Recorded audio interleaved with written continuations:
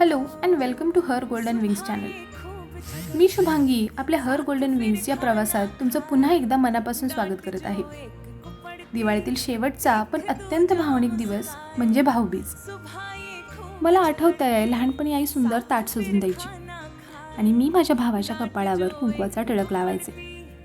त्या छोट्या टिळकात किती प्रेम, शुभेच्छा आणि जिव्हाळा दडलेला आहे हे आजही जाणवतं. भाऊबीज ही फक्त परंपरा नाही, तर भाऊ बहिणीच्या नात्यातील प्रेम आणि संरक्षणाचं वचन आहे. चला तर मग पाहूयात भाऊबीज आपल्याला काय शिकवते. नंबर 1, कुंकवाचे टिळक. भाऊबीजेला बहीण भावाच्या कपाळावर कुंकवाचं टिळक लावते.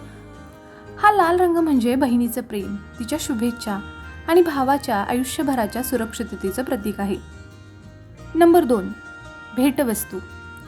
भावाकडून बहिणीला दिलेली भेट ही फक्त वस्तू नसते, तर आदर, कृतज्ञता आणि जिव्हाळ्याचं प्रतीक असते.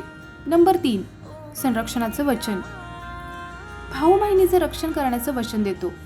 हे आपल्याला सांगतं की खरं नातं विश्वास आणि जबाबदारी यावर उभं असतं. नंबर 4, भाऊबीजेचा गोडवा. हा दिवस आपल्याला आठवण करून देतो की खरी समृद्धी म्हणजे नात्यांचा गोडवा आणि जिव्हाळा आहे. तर मैत्रिणींनो, भाऊबीज आपल्याला शिकवते की नाती जपली की आयुष्य खऱ्या अर्थाने समृद्ध होतं. भाऊ बहिणीचं हे बंधन कितीही वर्ष गेली तरी अबाधित राहतं. हेच या दिवसाचं खरं सौंदर्य आहे.